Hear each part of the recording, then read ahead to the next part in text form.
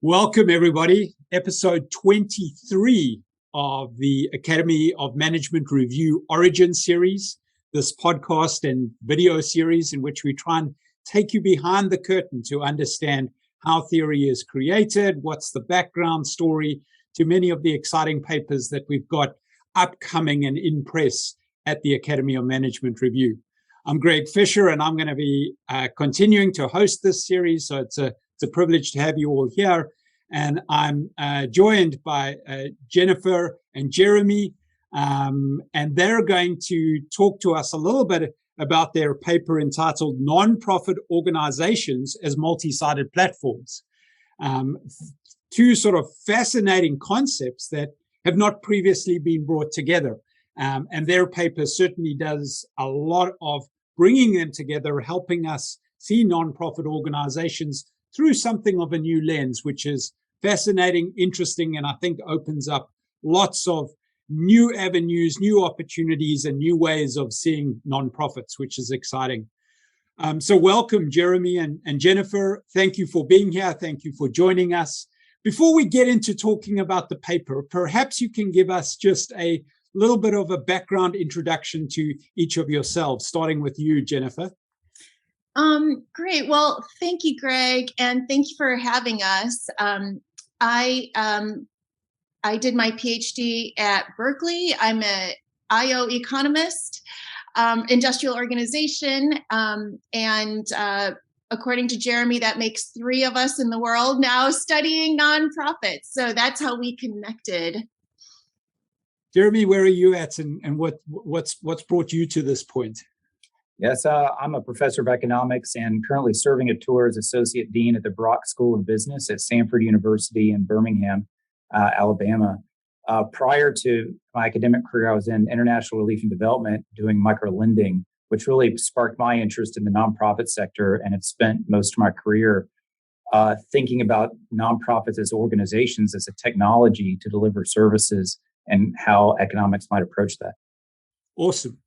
So we land up in this place where we've got nonprofit organizations, and that's sort of been the context and the phenomenon of interest, and bring coming at it with a sort of alternative lens from what's been looked at in the past, and that's sort of my very layman's outsider perspective description of what's going on here. But perhaps a better starting point would be to ask you to give us your sort of 1 or 2 minute elevator pitch of what this paper is about.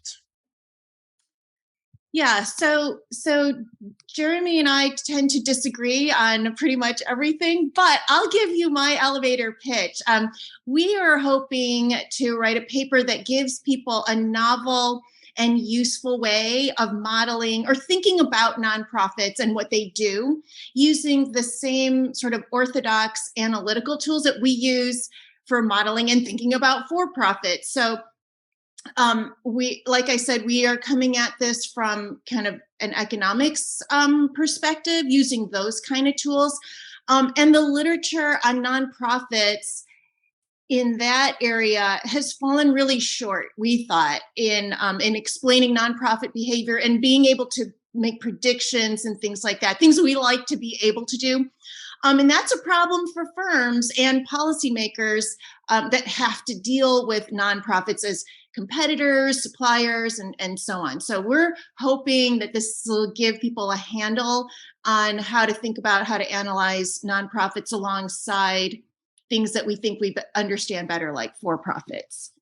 So you sort of started to allude to it as to who the audience might be, certainly some of the more pragmatic or external audiences. But if you were to sort of disentangle a few key audiences that you think this paper might appeal to, who would you say is the sort of target or the key potential readers and users of the ideas in this paper? Well, Greg, the origin of this paper was really a managerial audience trying to answer a simple question that nonprofits have a really hard time doing is, what price do you set? That is not straightforward in for-profits, but we can all agree on what you're trying to do. With nonprofit, that actually becomes a surprisingly complicated question in practical terms And as it turns out, as we were developing this paper in theoretical terms, to even what we think they might do. So we started out with this real practical question of trying to offer that some tools to nonprofit managers. But out of that exploration, we sort of backed into what were actually some really complicated theoretical problems and some holes in the literature where both of us were dealing with the nonprofit sector literature and have found that though it's 10% of the US economy, there's not a lot of good economic theory to even think about how nonprofit organizations are setting their prices, interacting with each other, and answering all these important questions. So ultimately, you think that, nonprofit managers could be looking at this and saying, oh, we can think about our pricing slightly differently as a result of reading this. What scholarly audiences do you think might pick up on this? So what more typical readers of AMR are going to get excited about this paper, in your opinion? Yeah, I think there's a growing interest in nonprofits because of the areas of the economy. Jeremy talked about 10% of the economy, but they're these really kind of important and sort of socially important areas that management scholars are starting to really care about and try to understand. And so I think giving people the analytical tools, and there's also growing literature that I think is really exciting. And so giving sort of these kind of analytical tools to people trying to understand the production of social goods, and sometimes where for-profits and nonprofits are competing, in a number of areas, maybe CSR, so corporate social responsibility kinds of activities. So Asim Cole has done, and Zhao Luo have done really great work in that area. So trying to also just kind of make that analysis easier and more straightforward could open up new areas of research, hopefully of people interested in that sort of competition or that kind of production, how we can produce social goods, that sort of thing. Yeah, so that was one of the things that struck me as I read the paper, is that, it's got this nonprofit grounding, but really nonprofits are in the business, if you will, of creating social value of sorts. And more and more and more we examine other organizational forms over and above nonprofits being utilized to create social value. And it's almost like this multi-sided platform approach that you adopt to understanding nonprofit pricing and then nonprofit value creation could be imported and adapted to understand social value creation and social value pricing in an even broader sense. So, I think a lot of what's been done in the sort of social entrepreneurship and social hybrid organizing literature has often come from a more sociological kind of bent or angle, and overlaying this more economic lens, I think really opens up fascinating perspectives on pricing, value creation, and understanding how that may play out. So that was one of the other audiences that struck me as I read the paper, is sort of everyone who's in that social value creation kind of world. I totally. Oh, go ahead, Jeremy. Well, Greg, I think you're exactly right. We're in a strange trend right now where nonprofits are trying to behave more like for-profits, and for-profits are trying to behave more like nonprofits. That area is converging for a variety of kind of strange reasons. But nonprofit theory for trying to build these models to try to predict what firms were going to do was really stuck, really back in the 90s, where instead of having kind of this flexible model, we just changed the objective function. It was very ad hoc, and we discussed this quite a bit in the paper, and it was frustrating because there was no way to discern what would the appropriate objective function was and how that would compete against other objective functions. And this paper turned into, I don't know that was original intent, a test case to see if this platform theory, which is really one of the few recent innovations in microeconomic theory in the past 25 years, would be uniquely helpful in understanding that convergence and how to think about it. And so this paper was us fleshing out that particular idea, and I think it turned out to be particularly useful, and we hope very extendable into some more specific areas of platform theory. So I think that's the other thing that struck me about this as an opportunity, is to say, where else does platform theory apply? So this is a very elegant and concise and specific application to nonprofits. But then some of the things that were striking me was, there's other places where one could essentially do something similar, but for other organizational forms or for other types of sort of value creation. So well done on sort of getting to that point of sort of bringing these two disparate areas together and allowing us to see the world in a new way. Can you tell us a little bit about the genesis? So you alluded to it partly there, Jeremy, where that you were suddenly intrigued by pricing in nonprofits, but can you peel back a few more layers and then walk us through how things evolved from that point of pricing to getting to the point of arriving at platform theory or multi-sided platforms and platform theory, and then turning it into an AMR paper? So tell us sort of the story of the paper from the genesis through some of its evolution. I had been working on a platform paper, and was asked to review a paper for a nonprofit journal.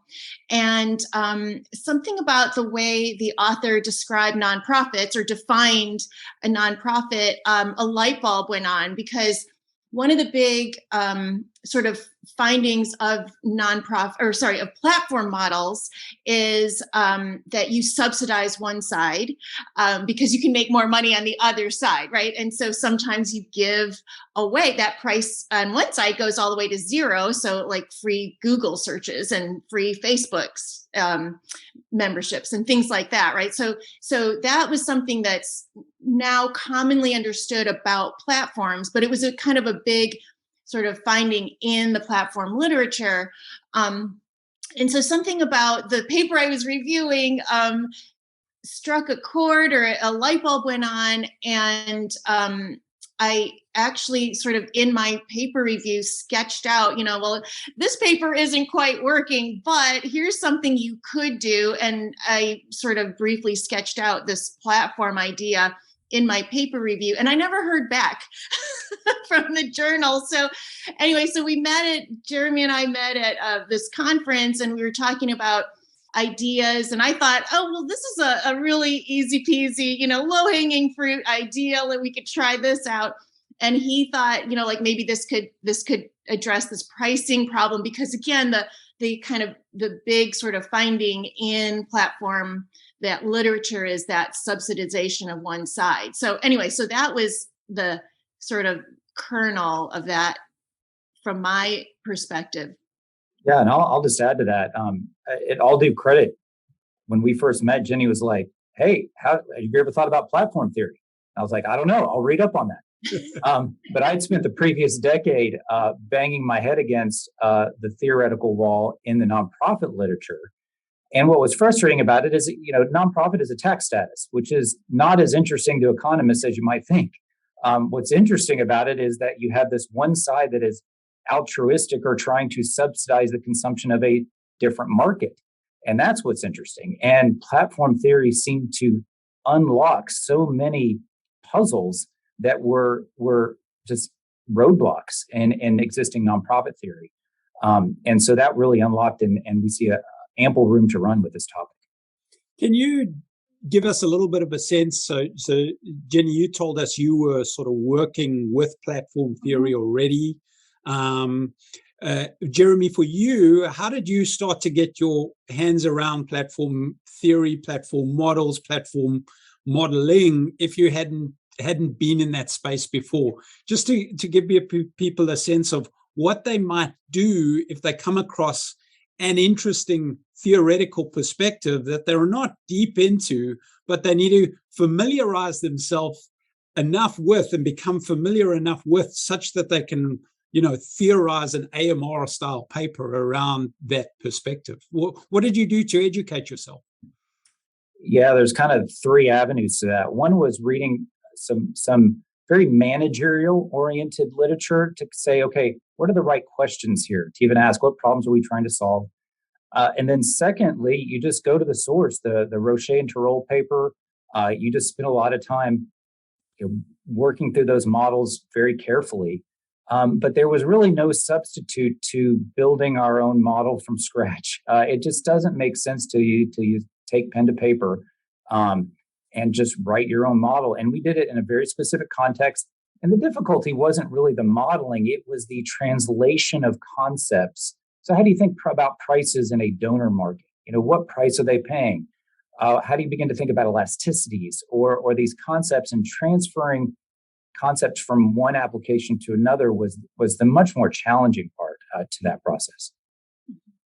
So what did you, can you give us a sense? So just for the listeners and the viewers who haven't seen the paper, there's a formal model. There is, very clear and explicit assumptions, and in fact, a very revealing figure to lay everything out initially. Can you tell us a little bit about the process of theorizing using formal modeling?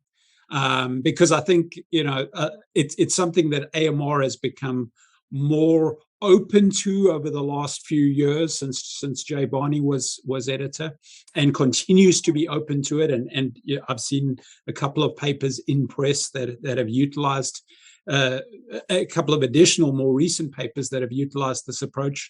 So Jenny, can you give us a little bit of a sense of what that process looks like? Do you start with the model? Do you then start writing around it? When do you pull in examples? When do you write the intro and the discussion? How does it ultimately coalesce when one of the core elements of the paper is this formal modeling aspect? That is a great question. So partly, I would say you don't start with the model. So you start with the concept, and you only do a model if you have to. So that was the advice I got from one of my advisors in grad school, Ben Hermelin, who's a really great modeler, from whom I learned, how to do a lot of stuff. And his feeling was, don't use equations if you don't have to. And so, in part, it was,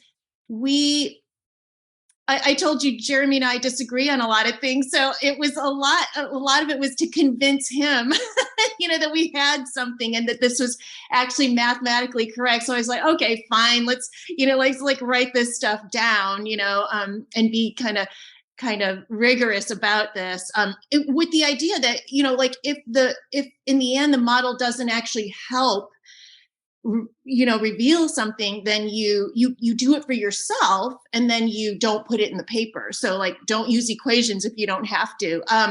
So that was kind of the kind of advice I had gotten in grad school. And that was sort of the approach that we would take, or that I always take, to that kind of methods question. But I think we came up with kind of a really kind of, we hope, sort of easier to follow, kind of straightforward model, that, again, if you can make it kind of transparent, other people can also run with it, right? They can tweak it and do their own things with it. So that was sort of our kind of. I remember a lot of this was our argument between each other, trying to convince each other of points. And Jenny kept making a good point of saying, we want somebody that's, sitting in a master's program to be able to sit down and work through our model and understand it more clearly than if they had just read an entire paper. A lot of the model in there was originally as an appendix, and the referees actually asked us to move it up into the paper, which I think was helpful. But as a process, it was helpful to write that as a distinct element that wasn't in the original paper, because we weren't counting on it. And that was really going to be like a teaching note, that somebody could work through as a class example to demonstrate the concepts in a practical way.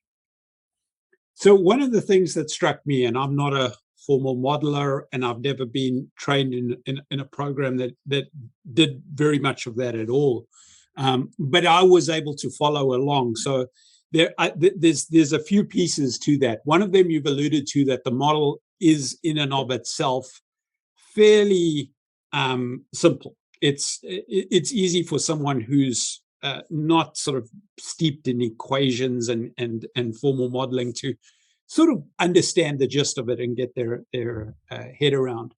But then secondly, the introduction and the bookends of the paper, the introduction and the discussion, are quite pragmatic. And so, you can put yourself in the shoes of being the manager of a not-for-profit organization and grapple with some of those challenges. And then thirdly, the two examples that you sort of follow up with, I think it's the example of goodwill, which most people in the United States, at least, will be able to relate to.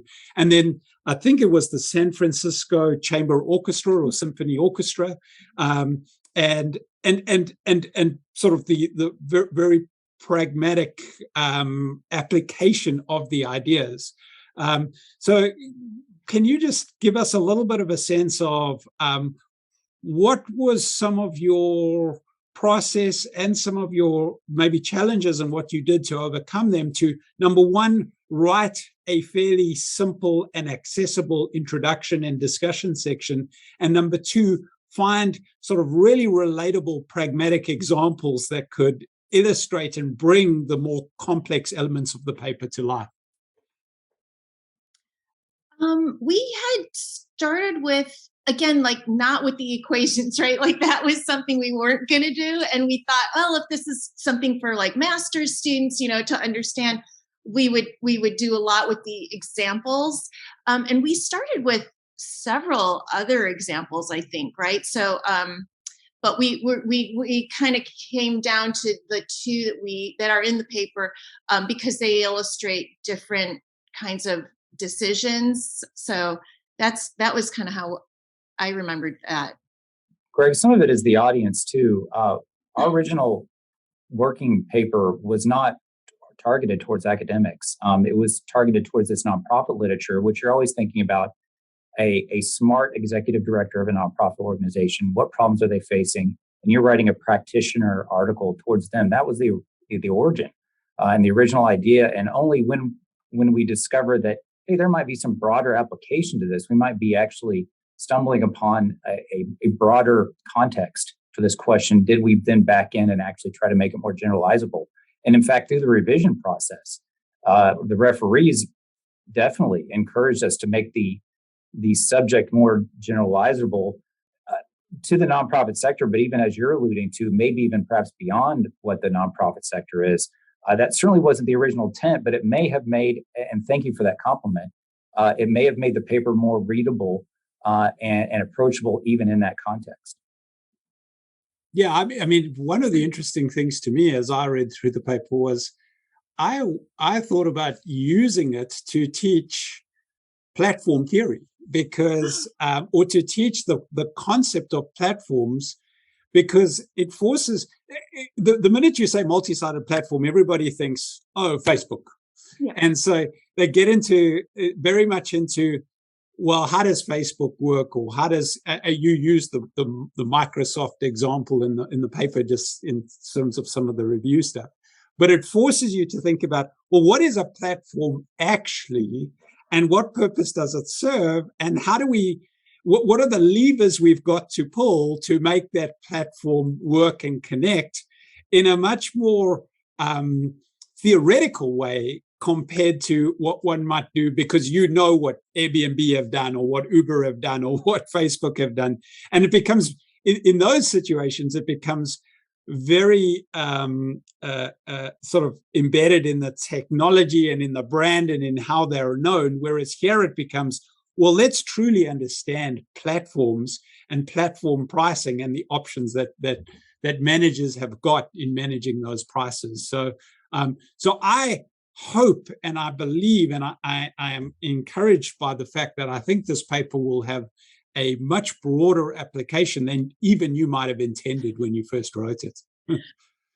That's very fine. Thank you, Greg. And it really does just back the problem up. Instead of putting the nonprofit as the focus of attention, it brings back the attention back a step to saying, well, what do donors want to get done? And what's the technology that they can use to do that? So if they want to solve malaria or provide a symphony or whatever it is, platforms are now a technology or a mechanism rather than just emphasizing the organization itself. Yeah. I agree. Greg, you mentioned earlier, social enterprises. And so I teach entrepreneurship. I'm at Cal State Monterey. And, so we require students to take entrepreneurship in the business school.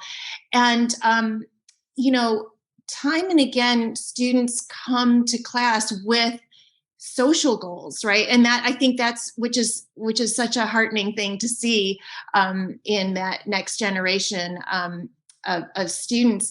And this is a way for them to think about markets, and is this a nonprofit? Well, what does the demand curve look like for donors? It's a business analysis that we want our students to be able to do. So I definitely see this as having a role in different kinds of the classes that we all teach, and hopefully in research that we and others do going forward. Awesome. So has this led to any other work for either one of you or potentially both of you working together? What has evolved? The paper's been out for a little bit of time now. What are you thinking about as sort of maybe next projects from this or next steps from this? And what do you think are other things that you might not be working on that other people could think about in relation to the paper that you've written for AMR? And I'd like each one of you to sort of have a reflection on where do you go, where are you going next personally, and where could other people go next with what you've put out there? Well, I guess I'll start then. So we really viewed this paper as a test case. Can platform theory be applicable in the nonprofit sector, and how do we set some terminology correct and some concepts? And this is the test case for that. And we believe we made a lot of advancement there. But moving forward, now there's a lot of more specific questions. There's two projects that Jenny and I are currently working on. One is a more specific pricing question, because we actually backed off from that question a little bit to make the paper more general. But there's lots of weird questions. Existing theory didn't really have any place for negative prices, which are actually quite common in the nonprofit sector when you start thinking about subsidies. And so having some guidance for either researchers, nonprofit managers to think about, well, when do you set low prices or high prices or negative prices to achieve specific social objectives? So we've written up some extensions to that model that's currently under review now. We've also talked, and I'll let Jenny talk about this one, about the decision whether to add sites or not. How do you decide what products to add, or how you see that as a positive or a negative as mission creep, and thinking about how that might work. So I'll hand that over to her to discuss. Yeah, right. So we're thinking, as sort of next. So this paper ended up in an Academy of Management journal, and there are nonprofit journals as well, and that's an audience that we were interested in in speaking to or speaking with. And so we had this idea of taking sort of 4 sets of strategic decisions. So in the platform literature, Andre Hajou has a paper that I really like in the Sloan Management Review. And it's a practitioner journal. And so he lays out, and I just love how he lays out these sort of strategic issues in 4 categories: pricing, what sides, ease of use or design, and then governance. And so we thought, well, we could take our idea and write a paper on each one of these, and that could be, as a suite, something useful to managers, again, in that nonprofit literature. So we're kind of that sort of a docket, if you will. But also there's, because the nonprofits can be modeled using orthodox economic models and theory, there's also an opportunity to think more broadly about things like public choice. And so how do nonprofits and tax deductions, what kinds of things are people able to do using nonprofits, which are kind of unaccountable organizations, using this tax benefit? So other kind of questions in the economy, kind of thinking about how public choices get implemented either through taxation or nonprofits and for-profits. That's another area that seems doable. And if somebody would want to do that, then we wouldn't have to. So any of these things, like if somebody could do that, then we wouldn't have to. That'd be great. Yeah, it seems like at a very broad level, there's definitely two layers of opportunity that this opens up. And then in each case, there's probably two sides to it. But the one layer of opportunity, I think, which is maybe a little more distant from the paper, but definitely has the opportunity to build on this work, is what you might think of at a policy level that comes from thinking about the implications of pricing and value creation on either side in the context of a non-profit or not-for-profit. So the sort of policy implications are, and what might we do to facilitate the sustainability of and further creation of value by not-for-profits at the sort of national level, and modeling some of that could be interesting based on what you've laid out. But then the second, which I think is a little bit closer to where you've come at this from, is, well, what are the implications for not-for-profit managers and then their sort of constituents, their donors and their the parties that they're serving, is the sort of other layer. One of the things that struck me is there's another paper that's very recently been accepted at AMR, which I think has an interesting intersection with this paper, which is titled "Pay What You Want: Pricing, Creating and Capturing Value Through Social Exchange."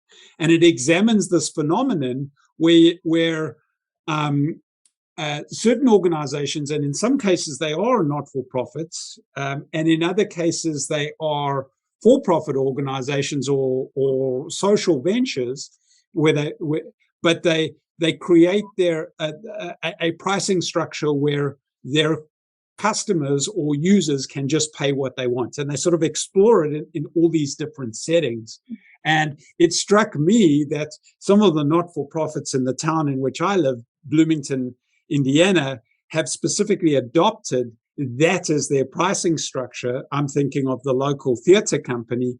Given what the disruption that COVID created, they sort of adopted the San Francisco Chamber Orchestra example that you've got in the paper, where they said, well, we would actually be okay with going to zero, but maybe some of our patrons would be willing to pay something. And so they sort of utilized that pay what you want pricing strategy, but they could have gotten to that quite effectively using some of the modeling that you utilized, and said, okay, well, there's different utilities here and different constituents at play, and we still want to keep our sponsors interested in what we're doing.